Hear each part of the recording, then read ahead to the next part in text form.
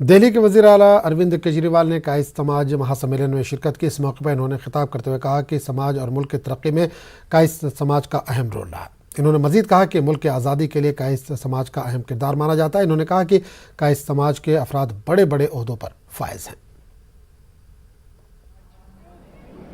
समाज निर्माण के लिए, राष्ट्र निर्माण के लिए सतत भागीदार रहा है।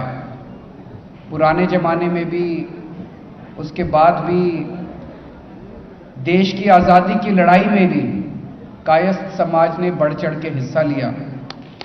और आज अगर हम देखें तो ब्यूरोक्रेसी के अंदर, अफसरशाही के अंदर एक तरह से कायस्थ समाज का वर्चस्व है।